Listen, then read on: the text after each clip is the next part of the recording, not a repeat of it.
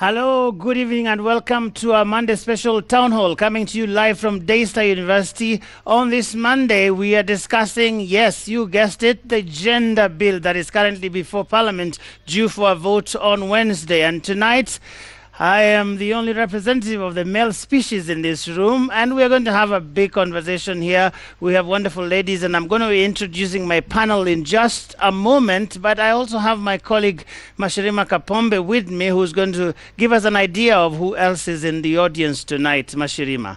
Na mjo, ukisema kuwa wewe ndo mwanamume peke yako katika chumba hiki, basi inaonekana ni kana kwamba ile dhana kuwa wanawake ni wengi zaidi kuliko wanaume inaonekana kidogo wengine wataiamini, lakini kulingana na sensa ya mwaka 2009 ndio wanawake ni wengi, lakini kwa idadi ndogo sana, takriban zaidi ya 225. Lakini naona wale ambao wako nao hapo jukwaani watakuwa wanaeleza ni kwa nini mswada huu una umuhimu kwa wanawake. Jo. All right, thank you very much. And let me just go ahead and introduce the panel here. Right next to me, Susan Kihika, Senator for Nakuru, one of the only 3 elected in the 12th Parliament. But also, she is the Majority Chief Whip in the Senate, as well as the President of the Interparliamentary Union Forum of Women Parliamentarians. A very long title. I hope I got it right. Next to her is the Chairperson of KEWOPA, Kenya Women Parliamentary Association, but also Kirinyaga Woman Rep. Next, Teresa Omondi, who is Executive Director of FIDA.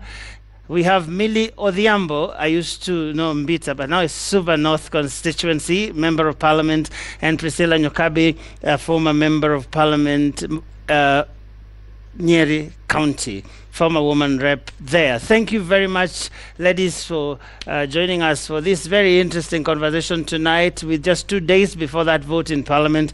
And I'll start with you because you're next to me, Mheshimiwa Kihika.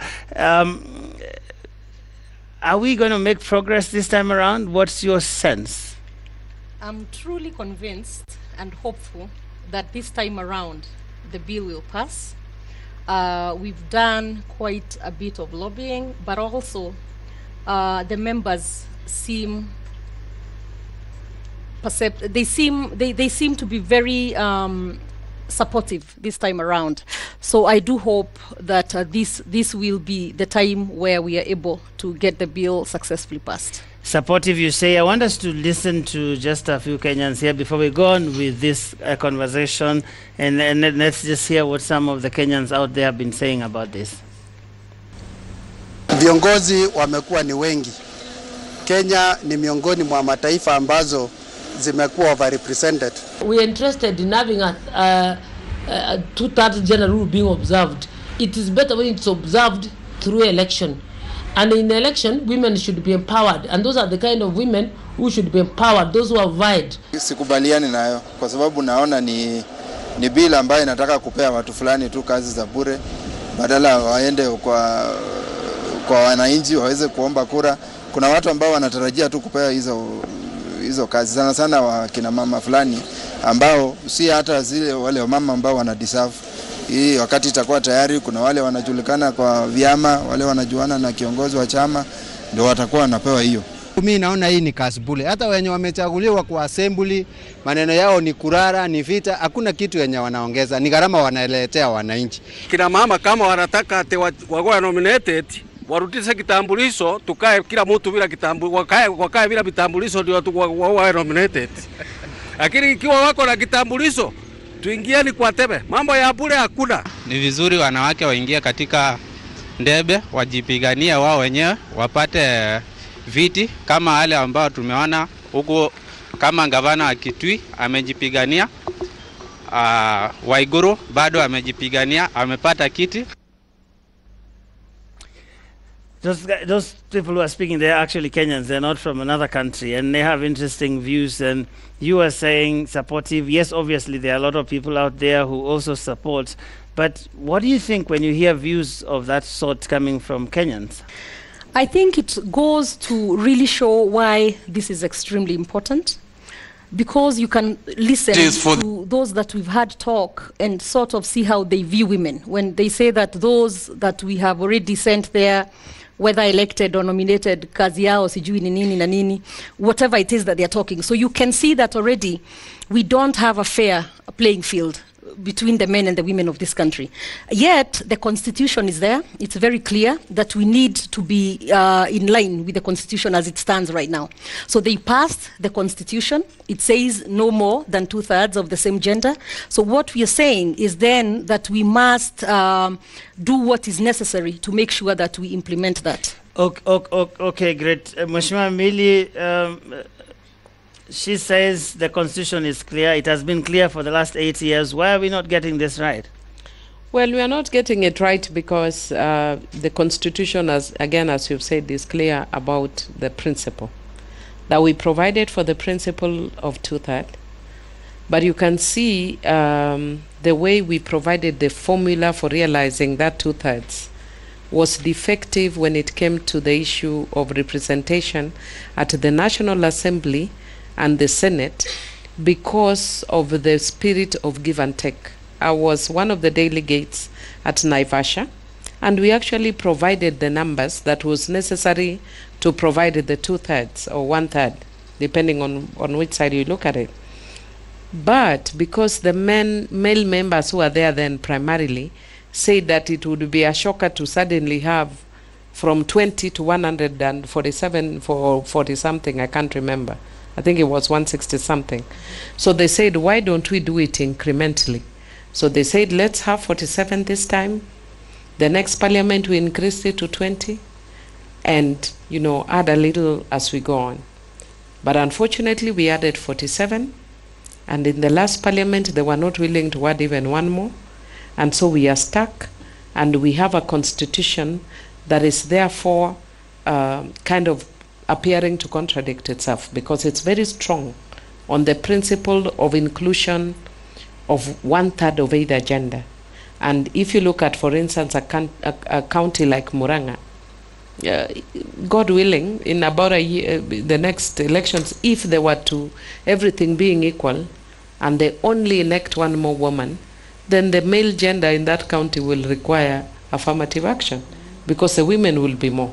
So when we talk about gender, it's not a women thing. It is about a situation where you create a balance where one gender is way ahead of the other. If you look at Rwanda for historical and other reasons, now there are more women represented than men. It is still not too bad because it's not gone beyond, like in Kenya, we are below, we are below the 30% that has been agreed in Africa. And the rest of the world, they are, the men are still at a good, figure. But what if men go below that? Then Rwanda will have to provide affirmative action for men. So for tonight, I would not like us to end this show without getting an idea of where we rest this debate, hopefully once and for all. And there are many issues that have been raised by the people who are speaking on that clip, but also by a lot of people who have opposed this. And I think tonight it would be a good opportunity to lay those matters to rest if we can. One of the issues that I hear people raise there is, why can't women go out there and just get elected? Let me start with you, Mheshimiwa Ngerich. Thank you very much, Joe. I think it is very important for us as Kenyans to appreciate the fact that we are coming from a society that has been patriarchal by nature since long time ago, and our upbringing is completely favorable to the man, the boy child.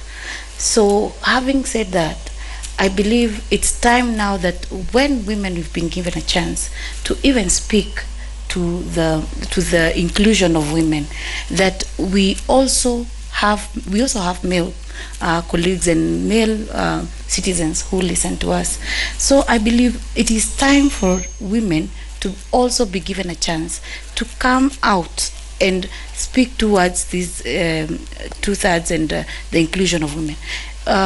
Talking about that, Joe, if today you had one girl from somewhere in, say for example in Bita, coming and who never thought that she would be in parliament one day, I think if we create space for these people, if we create space and even put regulations that will restrict maybe a certain number of years for the girl or the woman or the youth that has been So as things nominated. stand now, what are the 1, 2, 3, 4 things that make it so difficult for women to get elected? Because some people would say, well, Mheshimiwa Priscilla has been elected before, Millie is in parliament right now, you were elected. So what are those things that prevent more women from being elected? Because people need to understand that. Joe, as I'm telling you, if you look at even the people that previously have been nominated, I believe Kenya would not have experienced a president like Uhuru Muigai Kenyatta right now. He is a product of nomination. We Kenyans would not have experienced certain members, probably even in the judiciary, like Joki Ndungu, who was given a springboard to come and to be in parliament, legislate, and realize her potential. And right now she is in the Supreme Court of Kenya. Even over and above all that, I believe every member of the National Assembly has their duty to come and protect and uphold the Constitution, as we saw the first day we sat there. What I'm asking is, what do you have that those other women don't have?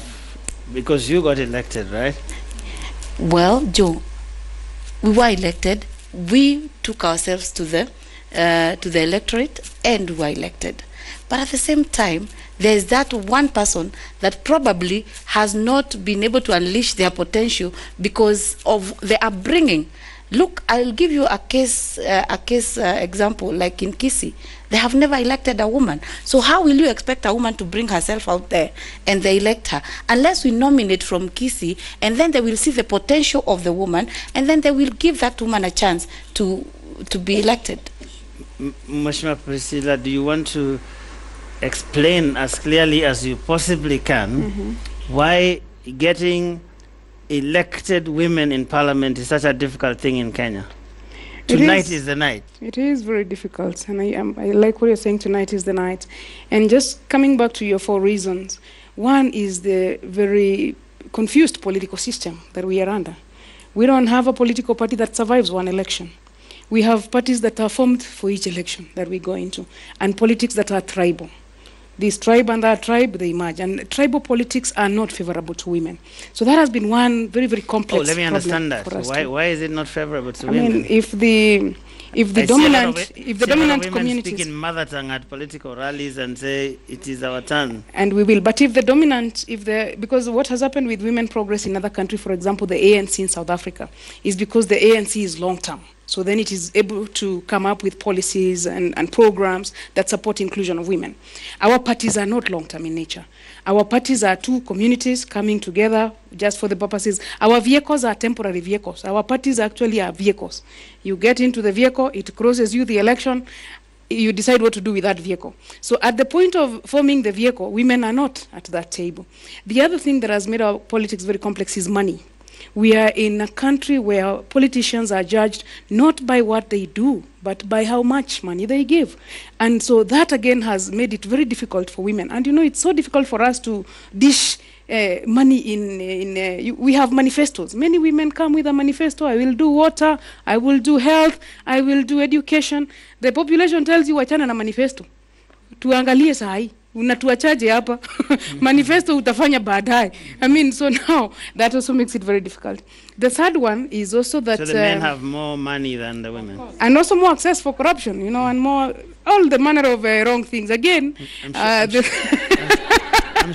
sure the latest NYS saga might challenge that. But let me go to the third one. NYS will not challenge that. In terms of percentage, even in corruption, we are not 1/3. I can tell you. But let me add something just before we leave that topic. I see where you're going with on this. the numbers. Okay. No, just on the numbers. Yes. Because yes. Susan Kihekar is here. So Susan is one of 3 senators elected at the Senate. That is 6% of women elected. So the people who are telling us go to the election are not being honest. A lot of women contested. Only 6% of women were elected. The seat that Millie is on, it has 23 women elected as constituency MPs of 290. 23 of 290, 7%. So that this election isn't the only way in which we can get women, and yet we need the talent of both men and women for the country to move forward. So nomination becomes the only option for us as far as the country is concerned. But as we make progress, Millie was nominated once, contested in the next election. Susan was a speaker, contested. So you are nominated once, and that is what the bill says. You can only be nominated a maximum of 2 times. And then you have to get the courage to be able to contest. But this nomination is not something we are seeking in vain. It's a historical problem. All right, let's go to FIDA, because you are not a member of parliament. You've been dealing with very many different types of women there. What do you hear? What is the problem? Why do we have only 23 women elected in the National Assembly, for example, from your assessment? I don't know, Joy, you're facing this side. I don't know if the camera was also showing you the people who are speaking. You see the dissent they have on their faces, even as they mention mwanamke akitaka aende ndani ya debe. You know, there's so much despise for the female fraternity by, you know, the male fraternity. And I noticed a woman there who also wasn't very excited about this. She was actually talking about the 2/3 and thinking why it should come in as a law. If I got her right, she actually did not have a condescending opinion to it. So we start from there, and that's the patriarchy that Honorable Ngirishi was talking about, patriarchal nature of our society. Let me push you a little bit on that, because I think if we are not going to explain this clearly, there might be people who will still live here with the same views there. There are more women in this country than men, true or false? True. So why is that? Let's just break it down simply so that people understand. Why can't they just vote for one of their own? They are more than men, and you understand what I'm saying. Let me start with where I come from, my county. I can tell you of many women who before the elections they are told who you'll vote. I am the head of this house. I decide where we are going to vote. And the way it is said, you think he will even see you at the voting booth. And that's how we've been brought up. Kila mtu anaenda, lakini you know the way even your mother brought you up and he would say nikupate. Even if she's not there, you assume she's there and she's seeing you. So the men do that. They say in this county, this is the person we are voting for because he was my classmate, he's my friend, and so this is where we are going. And for some, they even carry your identity card up to the polling station. So that fear that is instilled in you, you imagine that he even saw where you ticked. Very few brave women are able to actually defy that and tick the person they want to. All right. So let's start from that, please. Joe, I think I want to add something. While at it, please tell us how you get yourself elected in the midst of all of this. Yes, I will tell you how I get myself elected, but I think at the lower level, many women will not be willing to get into elections because of violence. Our terrain in elections is very violent. You will be beaten, you will be undressed, you will be called malaya, you will be called all manner of things. Many of us grow up either in the mosques or in church. A lot of women are fairly very religious, and we are taught from childhood, even if you see the names that we are given, sweetie, mommy, baby, the men, they are called jogoo. What are we being done? We are being groomed to be sweetie, baby. They are being groomed to be jogoos, to be leaders. So from childhood, they are being groomed to be leaders. Me, I'm being groomed to cook in the kitchen and do such things. Then, so when I want to come into leadership, the men are wondering, who the hell are you? Why are you coming here? This is my domain. I'm glad we are doing this when we are marking the 16 days of activism on gender-based violence. One of the things that we are marking on these days is an engineering student in Canada walked into a class and said, how can there be women doing engineering? Shot and killed 14 women. Because that is the mind frame that we are dealing with. And when you come into a domain that is predominantly male, the men will not agree. They will not allow. In fact, the Bible says, the kingdom of heaven suffereth violence. And the violent ones, they take it by force. Men want to take everything by force. I asked you how you get elected. In the midst of, after being called sweetie and baby and all these things, you still got elected. Yeah, because for you to be elected, you must stop being sweetie baby and you become an ogre. How many women want to become augurs? Okay, How you many give, women you want give to us that become wildcats? you give us that formula no before women this. want to become wildcats. You give us that formula before this show ends. But let me go to the floor. My colleague Mashirima is there. I don't know what is the general sentiment there. Wengi hapa wanaunga mkono masuala hayo ya kupitisha huo mswada, lakini wengine wanapinga. Wacha nianze na Malasen Hamida. Thank you very much. Good evening. I'm Malasen Hamida, community leader, Kibra constituency. The issue of 2/3 gender rule is not a women's rights issue. It is a human rights issue. My beloved MPs, why don't you harmonize Article 27 under the Bill of Rights, Article 81 under representation, and then Article 177 under devolution, to make it more relevant and more for everyone to see the importance of this bill, because it is a constitutional issue. Thank you. Ndani yake ilikuwa kauli tu, lakini Lucy Mwangi yeye anapinga kabisa kupitishwa kwa mswada huu. Mimi naitwa Lucy Daisy Mwangi. Mimi ni mwanasiasa chipukizi kutoka Kirinyaga County. Na mimi napinga, kwanza kabla sijasema kwa nini napinga, mkiangalia mambo ambayo wakubwa wetu mmesema, yote ni shida ambazo zinatukumba sisi kama wanawake. Kwa nini tusingangane na hizi shida tuweze kuzitatua badala tuombe kuchaguliwa? Pili, mimi nahisi ya kwamba kwa sasa we are very empowered. We are empowered. The only thing that we are supposed to do is to make sure that election is free and fair for a woman. Na ikiwa hivyo, nawaambia kinagaubaga, wanawake tutachaguliwa kabisa. Hizo shida tukizitatua, tutachaguliwa. Hatuna haja tupewe woye tupatieni viti, hata nyinyi simlichaguliwa. Nyinyi simlichaguliwa? Mbona mnataka kupatiwa nafasi? Haya, wacha nianzie Kirinyaga basi. Wewe simlichaguliwa? Hapo ni kweli. Lakini pia ndio tunasema the highest percentage of women are the ones that are not empowered in the rural areas, and that is why even we are trying up to today to bring down the empowerment to the level of where the women can be reached. Now that we are a little bit behind, I would say world over, although Kenya also is among the most behind, the ones that are highly behind, more behind than others in the empowerment of women. That is why we have put a sunset clause where it's going to take place for only 20 years, which we believe we may not even need the 20 years. Maybe by the 20 years we shall be empowering the boy child. I think that is what I believe right now.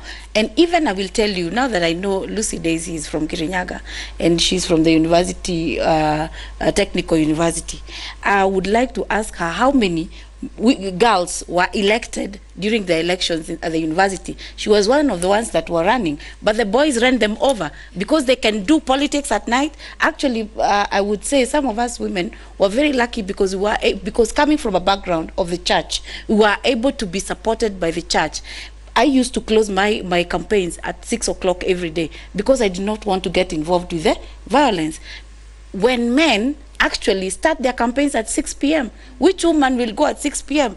Like Honorable Millie said earlier, women will not be able to go and campaign at night. Women will not be able to crisscross in bars in campaigning.